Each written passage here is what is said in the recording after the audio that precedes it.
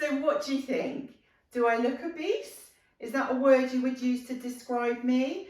I certainly don't feel obese, if that's even possible. I just feel like myself. I feel happy, I feel healthy, I feel like I can do all the things that I need to do. I've got enough energy to play with my children, to do my dancing, to get to the end of a set.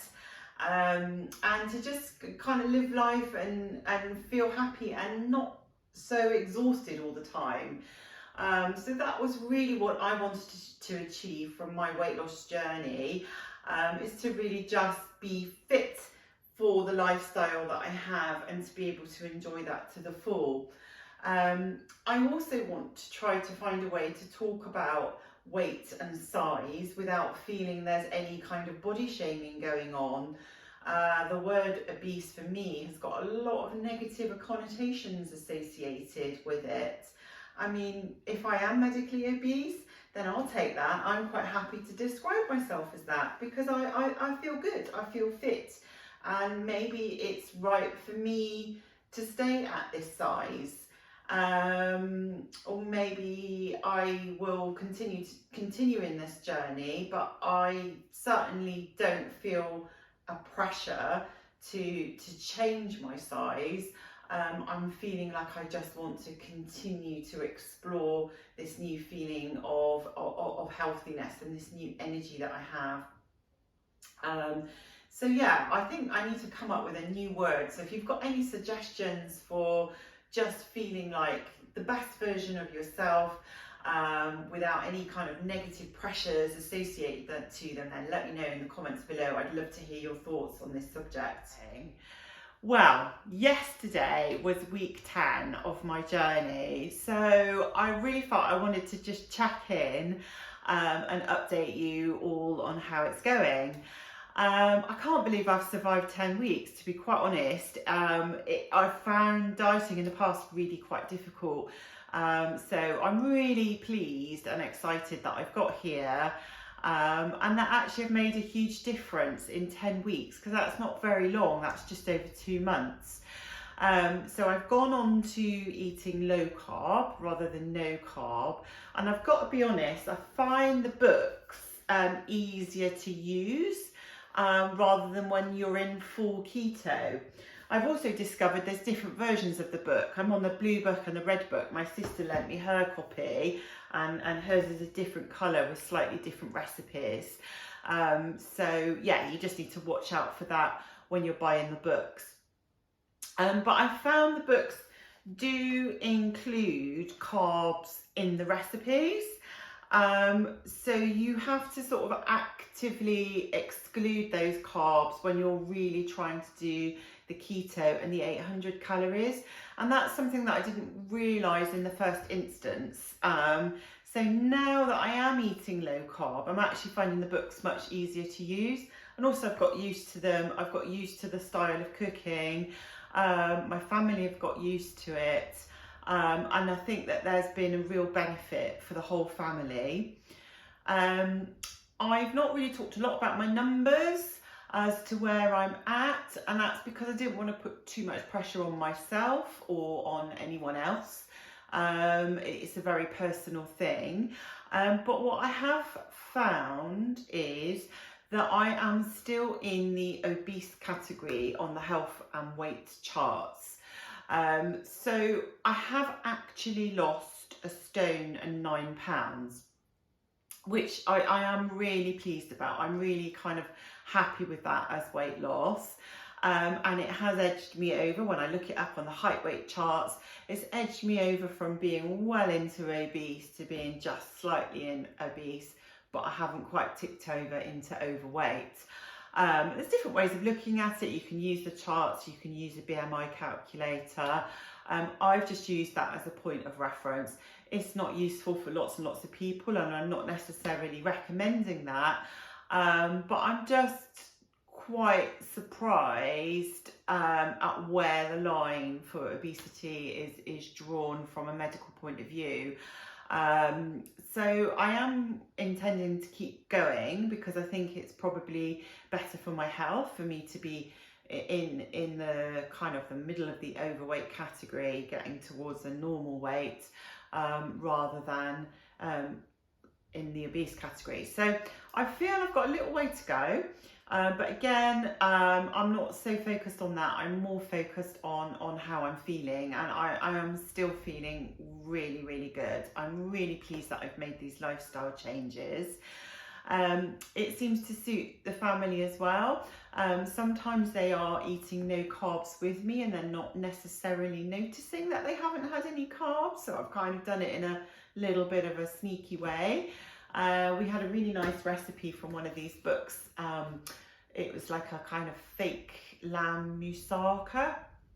So you just do the aubergine, you score it up, bake it in the oven, fry up your mince, a few spices, put it on top of the aubergine, crumble some feta cheese on top, and that was really delicious. That was really, really tasty, and didn't really notice that there weren't carbs in that. And my son ate that as well, which I was really pleased about. He didn't really eat the aubergine, but he loved the mince and the feta. And I think there's been a knock-on effect that without trying to get him on a diet or trying to get him to lose weight, he has visibly lost quite a bit of weight over the last couple of months. And that's something that as a mum I was getting concerned about. I mean, obviously we don't want to obsess too much with our children. We don't want to make them paranoid. We don't want them to start thinking in terms of being on and off diets at a young age. That's not healthy. But at the same time, I'm really conscious about how eating patterns are formed, and I grew up thinking, you know, that it was normal to eat carbs at every single meal, and to pretty much have a pudding with your lunch and tea, and that's just kind of the routine that I've had for my eating for the last 50 years or so. So now quite often we don't have a pudding after tea. We certainly don't have one every time we eat, and when we do have them, maybe on a Friday or on the weekend, we seem to enjoy them a lot more. And I know that's quite an obvious thing, but I think it's so easy for these habits to form. And I know when I was weaning my children, I was advised to give them sort of a main course and a dessert in order to give them 2 opportunities to eat. And I now think that maybe that's not necessarily the best advice, and I'm guessing that the thinking is changing on these things. So I think the knock-on effect for all of us is that we're all feeling a bit healthier, got a bit more energy, and are getting out and really enjoying family life out and about. So just to give you an update on my belly dance classes, they're going really well at the moment. I really feel like I've got my dance mojo in full throttle. And I'm loving teaching, and I'm also really enjoying performing. I've been really lucky. It's the summer, I've got out to lots of festivals, and I'm just feeling really good, really confident, and really like I'm connecting with my audiences, and enjoying the dance. And that makes me really happy, and it's just fabulous for my sort of well-being and my mental health. So that's been a really, really positive benefit. And I have received a new costume from Cairo. It's very exciting for me. It's the first time I've had a new costume since before I had my children, which is probably 16 years ago. My daughter's 15 now, going on 16. So yeah, it will be over 16 years ago. I absolutely love it. I had it made for me and it fits like a glove. You can see an unboxing video about that one. And that's an exciting thing in any dancer's life. It's always exciting getting a new costume. I've got a performance coming up weekend after next, so I should be making a video about that, so I'm really looking forward to it. And it's made me kind of refresh what I'm doing with my dancing and my choreographies. It's just kind of, yeah, giving me a little bit of va-va-voom. Yeah, so let's have a look at where I'm at. I'm just going to go and change so you can see me on a turnaround. And I just want to thank everybody who's subscribing and following me on my journey. It's making a massive difference to me. Thank you so much for supporting my channel. If you could subscribe below if you haven't already, that would be amazing. Here I am checking in at week 10 from the front. from the side, from behind, and all the way round. And I must admit, I am feeling pretty good this week. I've got my little sparkly belt on, which was round my waist. It's now dropping around my hips, which is quite a nice feeling. And I've got my lovely big sparkly earrings. These came with my new pink costume and I nearly threw them away, can you believe? I got all the plastic bags when I was unpacking it and I shoved them all inside another bag and I was going to chuck it in the bin and I thought, do you know what, I'll just give it a quick check.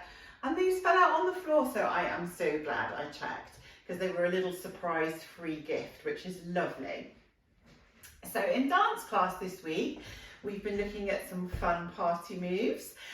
We've been looking at this Lebanese up hip, which we've looked at previously, but just a quick recap.